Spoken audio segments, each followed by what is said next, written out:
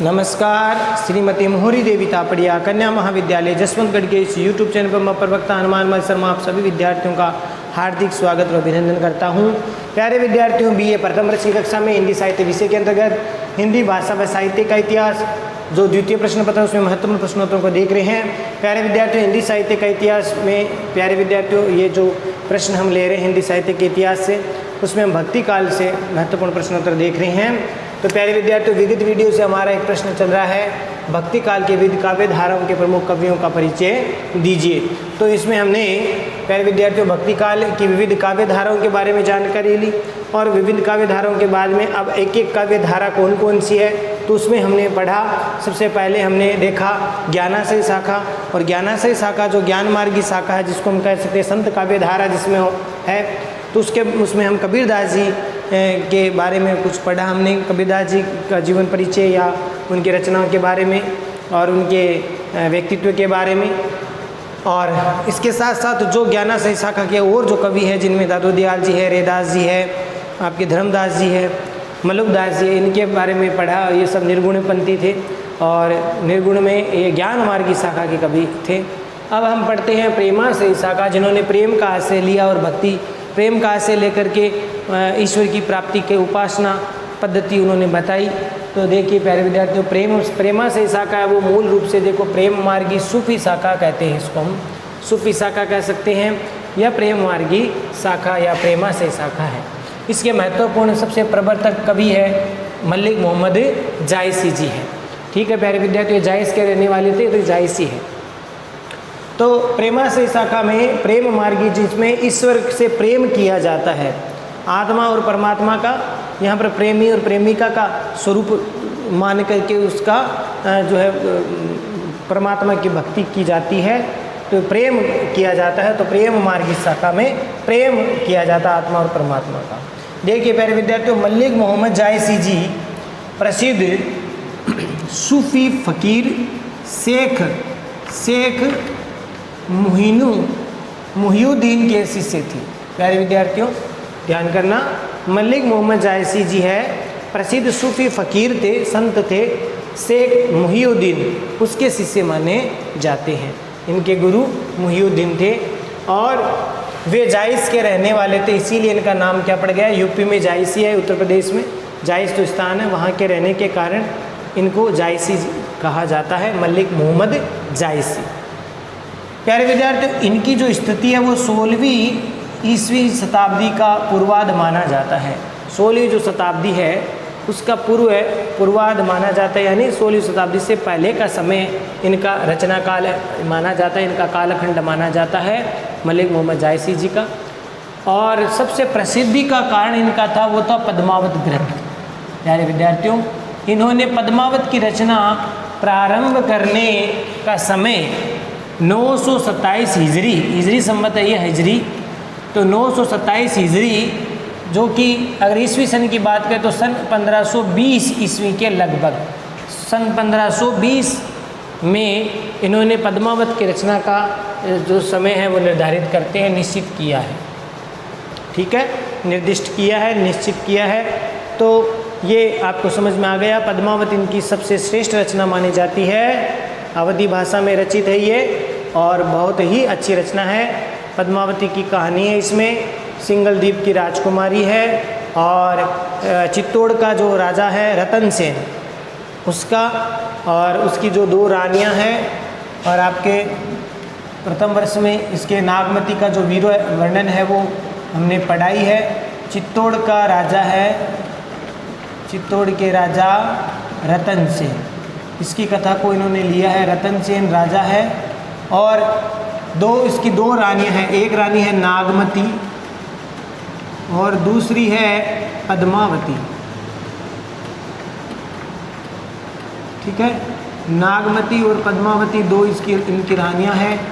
नागमती जो कि इनसे पहला विवाह होता है और पद्मावती के बारे में इनको जो हीरामन तोता होता है उससे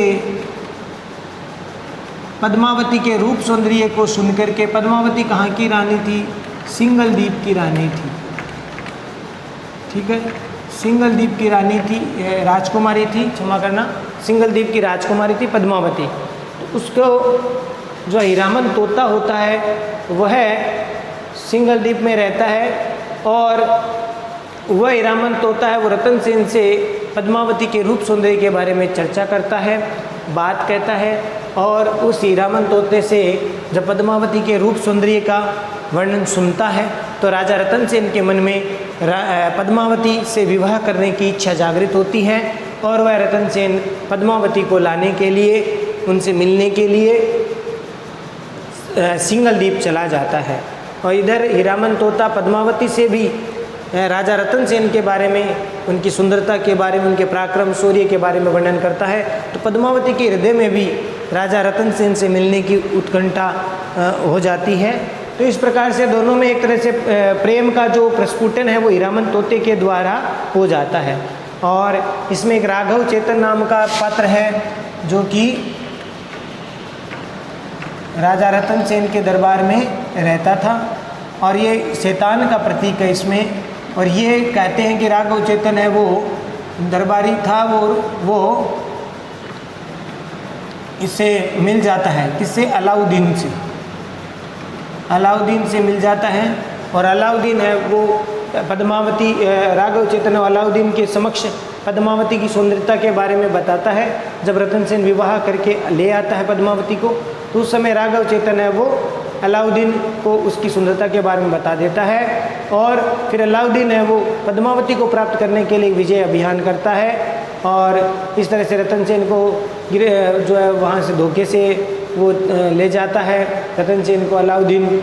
और वहाँ पर पद्मावती और उसकी जो रानियाँ हैं, पद्मावती और जो अन्य जो सैनिक है वो उनकी डोलियों में बैठ करके जाते हैं, ऐसा कहा जाता है। और ये एक कहानी है। फिर वहाँ से पद्मावती और रतन सेन को छुड़ा करके ले आती है और बाद में रतन सेन और अलाउद्दीन का और युद्ध होता है और उसमें रतन सेन है वो वीर गति को प्राप्त होता है। और पीछे से फिर पद्मावती और जो रानियाँ होती है कहते हैं कि वो उन्होंने जौहर कर लिया है। इस प्रकार से ये घटनाक्रम होता है, इस अवधी भाषा में लिखा हुआ पद्मावत है। तो पद्मावती के बारे में जो कि उच्च श्रेणी की ये राजकुमारी थी, स्त्रियों की जो उच्च श्रेणी का होती है उसमें पद्मिनी श्रेणी की ये रानी है, राजकुमारी थी। तो इस प्रकार से हीरामन तोता यहाँ पर गुरु का प्रतीक है और नागमती जो है सांसारिक बुद्धि का प्रतीक है। इस प्रकार से यहाँ पर अलग अलग ये सात्विक बुद्धि का प्रतीक है पद्मावती। और इस प्रकार से राजा रतन सेन शरीरकार मन का प्रतीक है, इस प्रकार से यहाँ पर बताया गया है।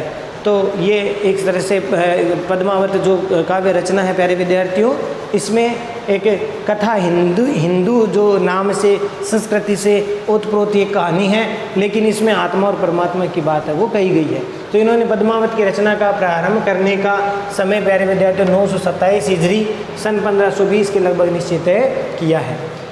सूफी कवि जायसी जी ने मुसलमान होते हुए भी हिंदू संस्कृति से कथानक लेकर के, कथानक घटनाक्रम कहाँ से लिया, कथा कहाँ से ली?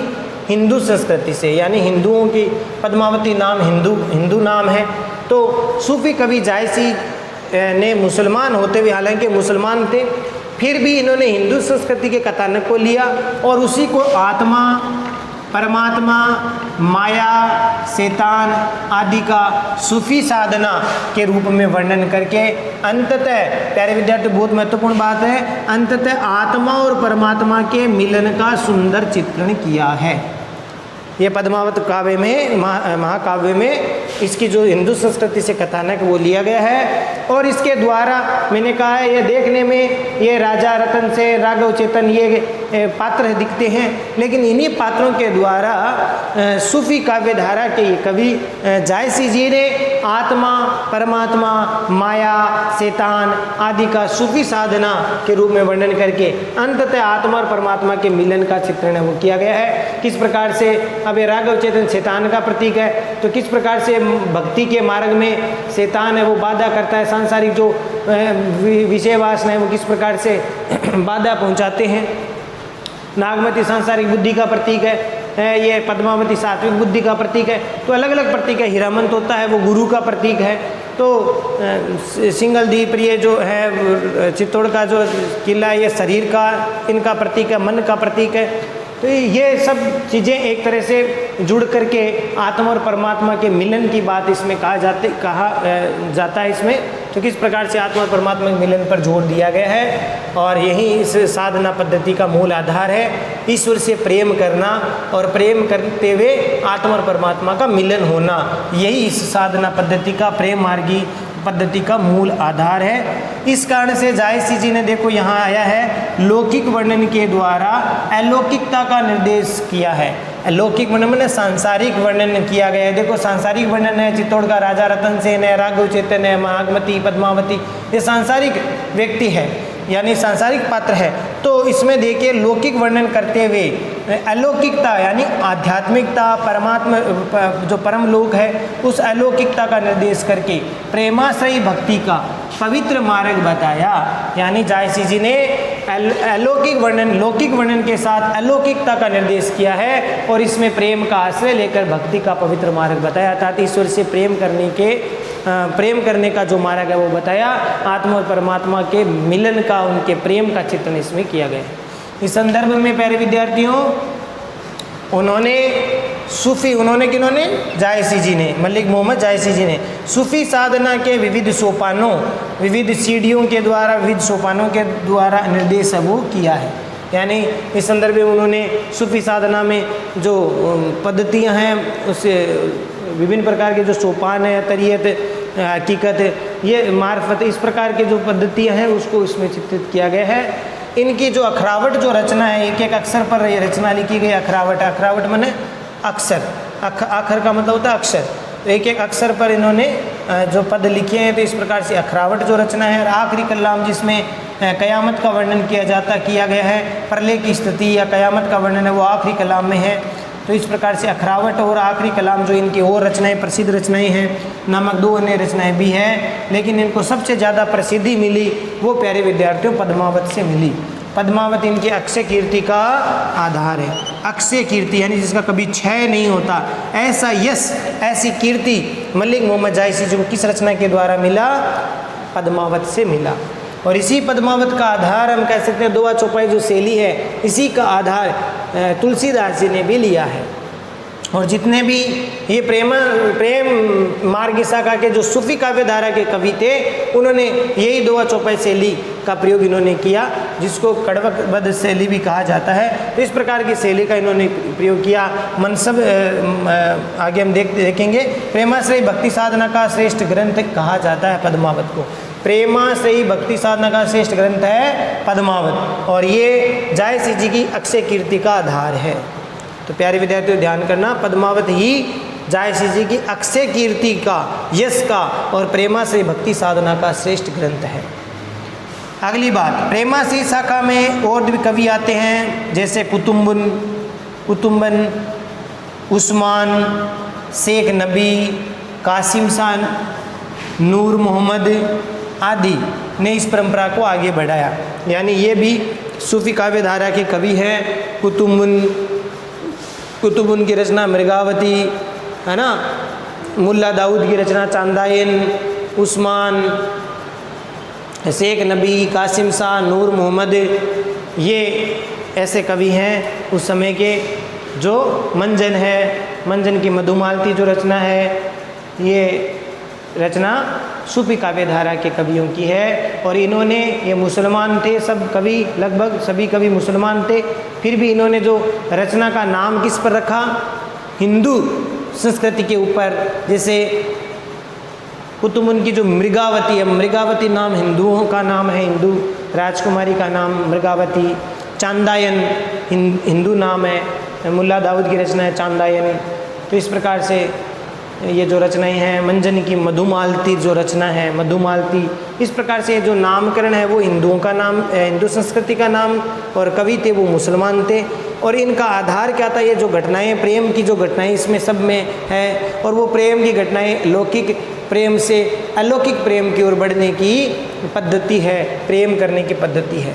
तो इसको आगे बढ़ाया। ये सब सूफी कवि इस्लाम के पक्के अनुयायी थे। ठीक है, इस्लाम धर्म को मानने वाले थे सूफ़ी कवि, और ऐसा कहा जाता है। अब सूफ़ी शब्द के बारे में भी बहुत सारे मतभेद है। कई लोग कहते हैं कि जो मक्का मदीना में जो चबूतरा है उस पर बैठ करके जो साधना करते थे, भक्ति करते थे इस्लाम धर्म के लोग, जो उसको सूफ़ी का कहा जाता है। कई कहते हैं जो लंबा चोगा पहनने वाले ऊनी वस्त्र पहन के उसको सूफ़ कहा जाता है, सूफ़ से सूफ़ी शब्द बन गया। तो इस प्रकार के बहुत सारे मत है सूफ़ी के। तो ये सब सूफ़ी कवि इस्लाम धर्म के पक्के अनुयायी थे, भक्त थे, मानते तो इस्लाम धर्म को थे, लेकिन इनकी जो घटनाएं थे वो हिंदू धर्म से लेकर के और आत्मा और परमात्मा का प्रेम जो है किया जाता था। ये सूफ़ी काव्य धारा इन्होंने मसनवी शैली में अपनी साधना पद्धति पर प्रकाश डाला। मसनवी शैली, ध्यान रखना, इनकी जो शैली थी लिखने की वो मसनवी शैली है, जिसमें सबसे पहले जो गुरु को यहाँ पर सबसे प्रमुख माना जाता है। गुरु की आराधना करने के पद वो मिलते हैं सबसे आरंभ में, ठीक है, और उसके बाद में ईश्वर के बारे में और अपने बारे में, इस प्रकार से ये मसनवी शैली में। और ये जो छंद ज़्यादातर काम लिया है वो 2 चौपाई छंद में काम होता है। इसमें लगभग 6-7 चौपाई होती है, उसके बाद में एक दोहा होता है। जैसे रामचरितमानस की जो तुलसीदास जी की हम रचना पढ़ते हैं तो 5-6 चौपाइयाँ हैं पद, और उसके बाद में एक दोहा है। ऐसे ये तुलसीदास जी भी इनसे ही प्रभावित होकर के ये रचना शैली अपनाई है, ऐसा कहा जाता है। तो ये जो 2 चौपाई शैली में, मसनवी शैली में अपनी साधना पद्धति पर प्रकाश डाला है। और प्रेमाश्रयी सूफ़ी कवियों ने अवधी भाषा में इनकी रचनाएं लिखी हुई मिलती है। और अवधी भाषा का जो परिष्कार इन्होंने किया, जो ठेठ अवधी भाषा थी उसका उन्होंने इतना परिष्कार किया, इतनी शुद्धता परिमार्जित किया है प्यारे विद्यार्थियों इन सूफ़ी कवियों ने, कि वह हिंदी साहित्य के लिए महत्वपूर्ण माना जाता है। अत्यधिक महत्वपूर्ण है इनकी रचनाएं।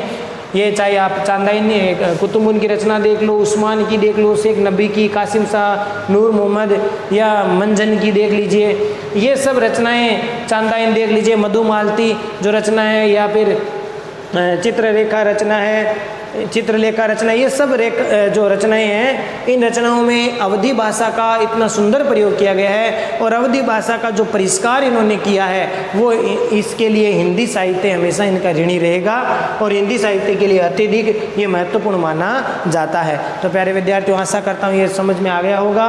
बहुत ही महत्वपूर्ण है। प्रेमाश्रयी शाखा प्रेम मार्गी सूफ़ी शाखा है, और मलिक मोहम्मद जायसी इसके प्रवर्तक कवि माने जाते हैं सूफ़ी काव्य धारा के। और मलिक मोहम्मद जायसी सूफ़ी फ़कीर शेख मोइनुद्दीन के शिष्य थे, और इनका रचना काल अगर बात करें तो 16वीं शताब्दी के पहले का है। पद्मावत रचना ये 1520 के लगभग निश्चित मानते हैं लिखी गई थी। जायसी मुसलमान थे, लेकिन हिंदू संस्कृति में आत्मा, परमात्मा, शैतान, माया इसके प्रतीक रूप में साधना पद्धति के रूप में वर्णन किया है। और वो हमारी हिंदू संस्कृति में भी हम देखने को मिलता है कि भी भक्ति के मार्ग में जो रोड़ा है आते हैं, कोई भक्त है वो, उसको सांसारिक विषय वासना उसको बाधा पहुंचाती है, उसको भक्ति नहीं करने देती है, ईश्वर तक पहुंचने में उसको बाधा पहुंचती है। सांसारिक विषय वासनाएं, मोह, माया और काम, क्रोध, लोभ, मद इत्यादि जो ये शत्रु है, ये सब चीज़ें ही ये इन्होंने इस रूप में, इस रचना के रूप में वो लिए हैं। तो ये सब माया, मोह, परमात्मा, आत्मा, परमात्मा आदि सब सूफ़ी साधना का वर्णन है वो करके आत्मा और परमात्मा के मिलन का चित्रण किया गया है। लौकिक वर्णन के द्वारा लौकिकता का चित्रण किया गया इसमें। और अखरावट और आखिरी कलाम इनकी और रचनाएँ भी है 2, लेकिन पद्मावती ये अक्षय कीर्ति का आधार है। और इसके साथ प्रेमाश्रयी शाखा के और भी कवि है, कुतुबुन उस्मान, शेख नबी, कासिम शाह, और ये सब इस्लाम के पक्के अनुयायी थे। मसनवी शैली में इन्होंने लिखा और अवधी भाषा का बहुत अच्छा परिष्कार किया। तो इस प्रकार से प्यारे विद्यार्थियों ये थे प्रेमाश्रयी शाखा। तो आशा करता हूँ प्रेमाश्रयी शाखा के बारे में जानकारी हो गई। प्रेमाश्रयी शाखा का मतलब ही सूफ़ी काव्य धारा है। तो प्यारे विद्यार्थियों, आज के लिए बस इतना ही। अगले वीडियो में पुनः उपस्थित होंगे इसी प्रश्न के आगे के भाग को, जिसमें हम रामाश्रयी कृष्णाश्रयी शाखा को पढ़ेंगे। तब तक के लिए आप प्रेमाश्रयी शाखा को ठीक प्रकार से पढ़ें, समझें, अर्थ ग्रहण करें और इसको समझें ठीक प्रकार से, और नोट्स बनाकर इनको याद भी करें। चैनल को लाइक, शेयर और सब्सक्राइब करना ना भूलें। जय भारत, जय हिंद, धन्यवाद विद्यार्थियों।